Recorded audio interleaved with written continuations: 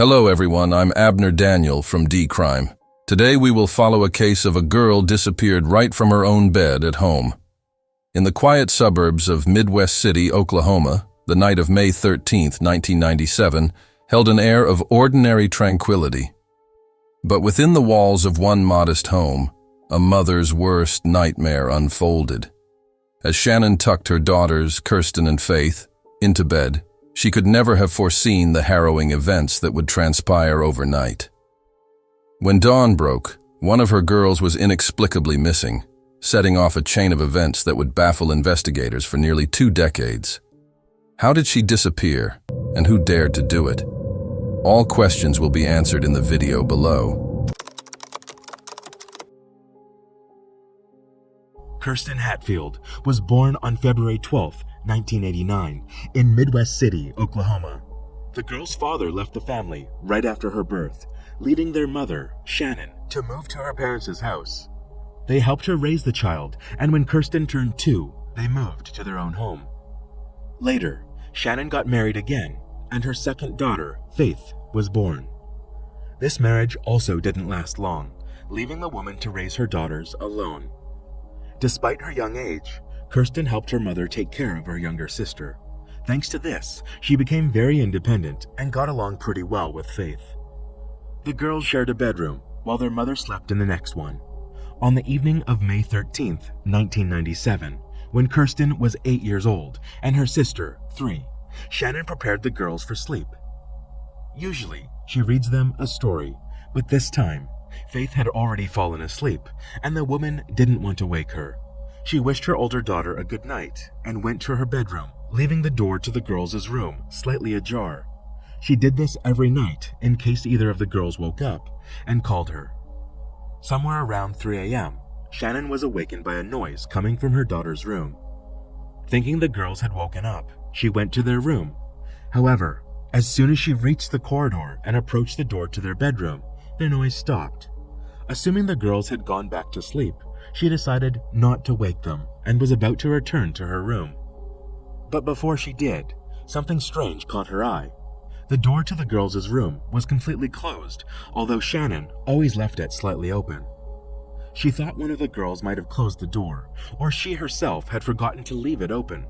Shannon approached the door, opened it slightly, but didn't enter the room, then went back to sleep.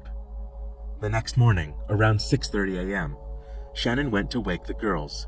She entered their bedroom and found that only her younger daughter, Faith, was in bed. She woke her up and asked where Kirsten was, but Faith didn't know. The woman immediately began searching the entire house, but the girl was nowhere to be found. She looked outside, then called all of her friends, whose children Kirsten was friends with.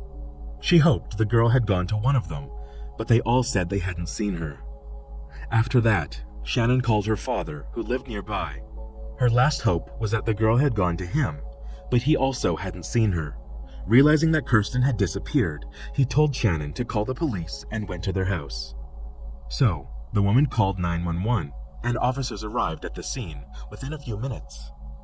Initially, they thought the girl might have been hiding somewhere in the house or had gone for a walk. In their quiet town, there had never been a case of a child being abducted from their own bedroom, so the local police had never encountered anything like it. However, soon the officers realized the situation was much more serious. Upon inspecting Kirsten's room, they found the window slightly ajar with a few drops of blood on the frame. The police went outside and began examining the area around the window. A few yards away, they discovered a piece of children's underwear on the ground, stained with blood. The officers asked Shannon to confirm that it belonged to her daughter, and she recognized it. Investigators realized they were likely dealing with a kidnapping, and more officers were immediately called to the scene. When they searched the area behind and around the house, police questioned the girl's mother. She recounted waking up at 3 a.m. after hearing a noise. Suddenly, she realized that at that moment, an unknown criminal was likely abducting Kirsten. The search around the house yielded no results, and the police started interviewing all residents in the neighborhood. Unfortunately, none of them saw or heard anything suspicious that night.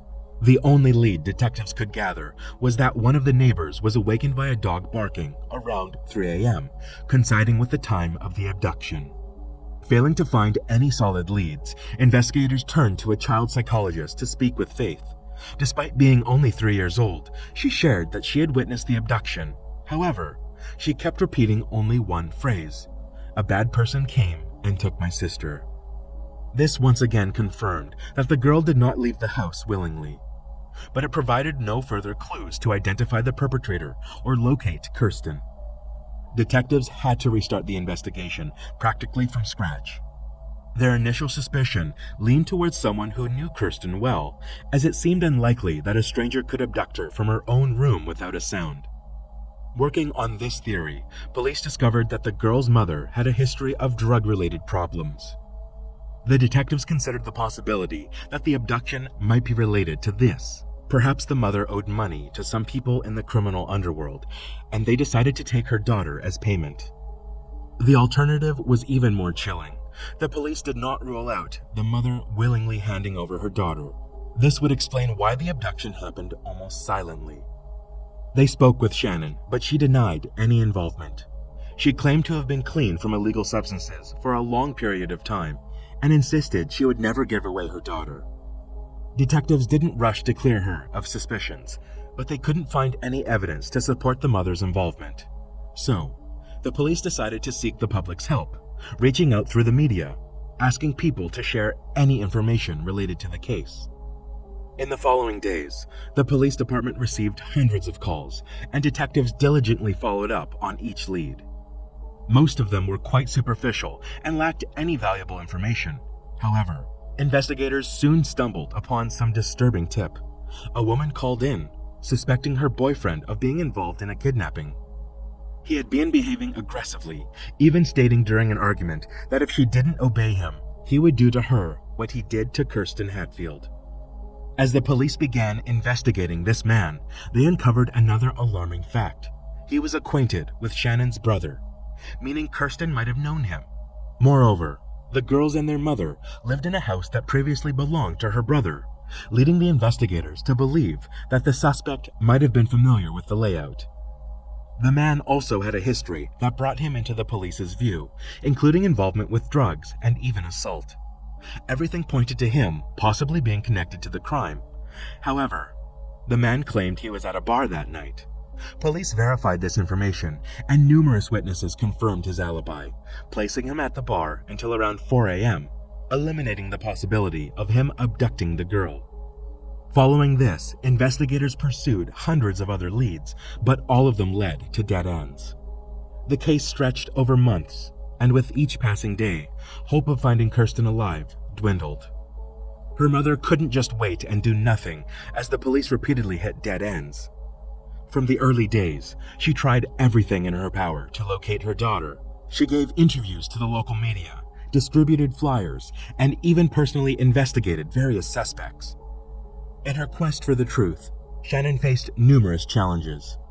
For instance, she came up with the idea of reaching out to local businesses in the county, asking them to put flyers about Kirsten in their offices, stores, and establishments.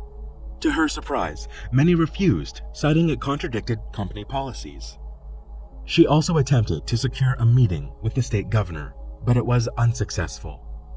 Shannon also organized a small center with the goal of attracting volunteers to Kirsten's case. They mainly focused on distributing flyers and engaging with the media, but Shannon encountered new problems. Some volunteers stole money, others lied about the work done, and used the media to draw attention to themselves. Despite all of this, she never gave up trying to unravel the truth for many years. At one point, Shannon realized that the current approach wasn't yielding any results, prompting her to take a different path. She enrolled in college, earned a degree in criminology, and became a parole officer. Shannon chose this path not only to find her daughter's kidnapper, but also to protect others from criminals who might be released from prison and still pose a threat. She strongly believed that the person who took Kirsten had other criminal convictions. In her detailed study of individuals with violent pasts in her town and surrounding areas, she attempted to find any connection to her daughter's abduction. However, in the end, all of these efforts yielded no results. At some point, Shannon resigned herself to the likelihood that Kirsten was probably no longer alive and she would never be able to bring her back. Nevertheless, she never abandoned her quest for answers completely. The police occasionally reopened the case, examining new leads, but it yielded no results. In collaboration with the FBI, they even created a sketch of what Kirsten might look like years after the abduction. No one believed she was still alive, yet without her remains, they couldn't declare this with absolute certainty. The stagnation in the case lasted for many years until an unexpected turn of events. In 2014, a woman called the police with a rather bizarre story. Her grandmother had recently passed away, and as she sorted through the remaining belongings, she found a diary. In it, the grandmother detailed how her own son had confessed to killing Kirsten Hadfield. The narrative contained such a wealth of details that detectives had no doubt about the authenticity of the information. According to the diary, the man abducted Kirsten from her bedroom and took her to a nearby town where he owned a house. There, he subjected her to heinous acts and brutally murdered her. The description of the entire process spanned several pages, leaving even seasoned investigators horrified. Furthermore, the diary mentioned that the entire ordeal was recorded on videocassette. Detectives immediately brought in the woman's son for questioning. While they anticipated him denying everything, his words surprised them even more. He claimed no involvement in the crime, but knew who committed it because the girl was killed in his ex-girlfriend's house. This perplexed the police, prompting them to ask the man for the address of this house. Detectives swiftly obtained a warrant and sent in a team to thoroughly examine the property. Their first step involved spraying luminol, a substance that emits a glow upon contact with even the tiniest traces of blood, even if it had been cleaned from the scene of the crime. When the forensic experts did this, they were met with genuine shock. One of them later stated that the entire house lit up like a Christmas tree. The chemical revealed that blood was practically everywhere, and most importantly, the blood-stained patterns matched the gruesome details of the murder described in the diary. Experts removed floorboards, cut out sections of wallpaper, and sent out everything to the lab. They also assembled a team for excavations on the property, hoping to find the girl's body. In addition, the police found a box in the house containing hundreds of videocassettes, prompting them to recall the diary. They knew that one of these tapes should contain footage of the victim being abused.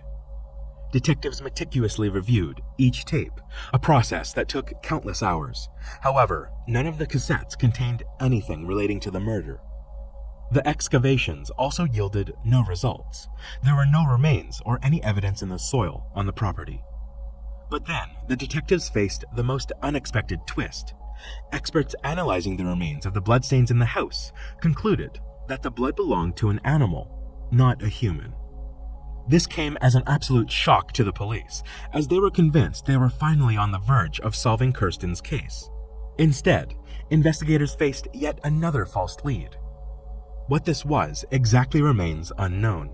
Perhaps someone decided to play a cruel joke on the police, or the diary was penned by an individual with mental health issues who saw information about the girl's abduction on the news and believed in a narrative being born in their mind. Nevertheless, detectives continued to hope that sooner or later they would uncover the truth. However, no new leads emerged, and the case once again came to a standstill. In the summer of 2015, Kirsten's case was handed over to a new detective named Daryl Miller, who decided to initiate a fresh investigation. He studied all the existing documents and records, and at some point, he noticed something peculiar. To his surprise, Miller realized that over all these years, his predecessors hadn't examined the crucial pieces of evidence: the blood on the windowsill in the victim's room and on her underwear. Although these pieces of evidence were stored in the warehouse for some inexplicable reason, they hadn't been sent to the lab for analysis. Perhaps, back then, the police thought the blood belonged to the girl, and analyzing it wouldn't yield any results. Miller decided to rectify this and sent the evidence to the lab. Soon, they called him back, stating that both blood samples belonged not to Kirsten, but to an unknown male. This was a long-awaited breakthrough, But the detective faced a new challenge. The abductor's DNA sample was immediately uploaded to the FBI database, but there was no match. This could mean that he hadn't committed serious crimes, or it happened before the database's creation. Nevertheless, Miller was undeterred. He decided to collect DNA samples from all the men involved in the case since the abduction. The police compiled a list, located each person, and sent their DNA to the lab. Surprisingly, every individual willingly provided their samples right away. This led investigators to consider that the murderer might have not been part of the case files. Despite this, Miller patiently awaited the results until he finally got a call from the lab.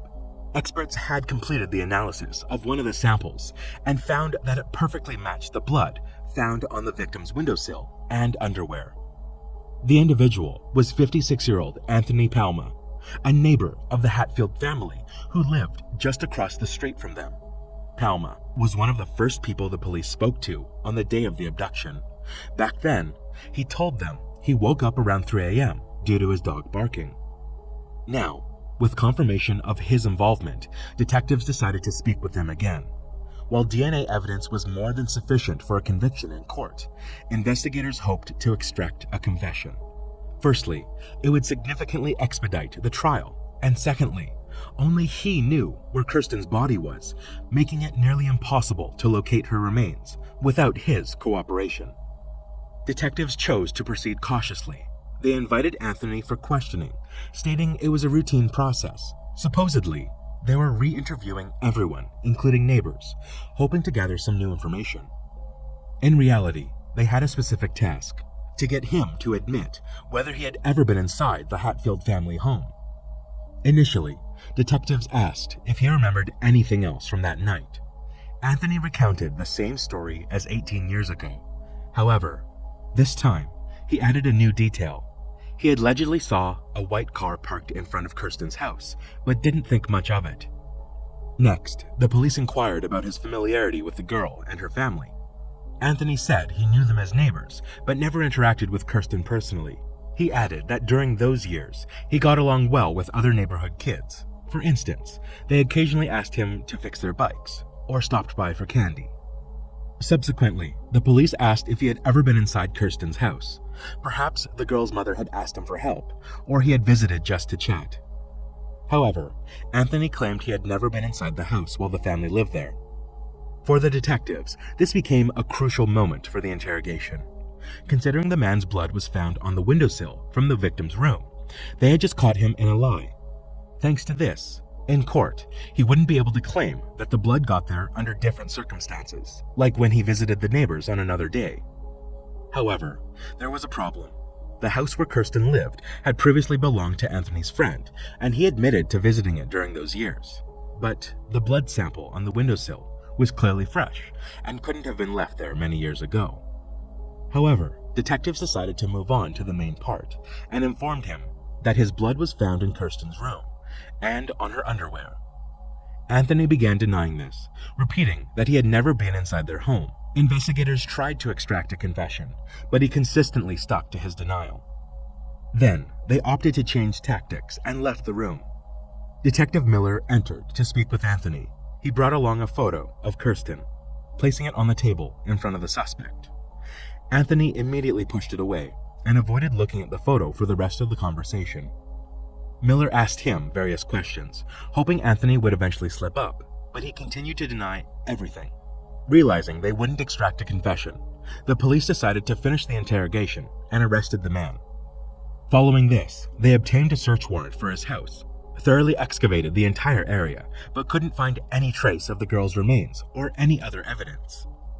During the trial, Anthony persisted in denying his involvement, but the results of the DNA analysis spoke for themselves. In court, additional details emerged during the initial investigation. It turned out Anthony had prior run-ins with the law.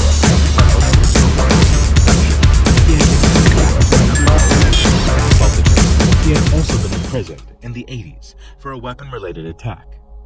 This further underscored Anthony's status as a dangerous criminal, but for some reason, his past convictions were overlooked in 1997.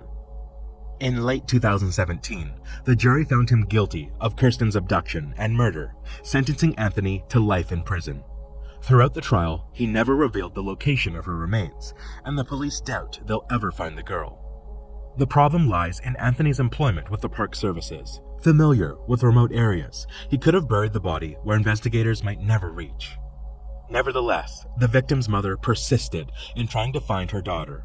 She regularly called Anthony and visited him in prison, spending hours seeking answers. With each interaction, she felt the criminal was getting closer to disclosing the body's whereabouts, but it never happened. In early 2019, Anthony was killed by his cellmate, driven by personal animosity stemming from Anthony's crime against the child.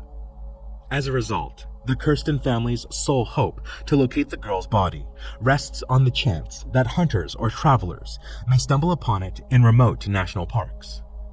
Alright guys, please share your thoughts on this story in the comment section, and don't forget to hit the like button if you enjoyed this video.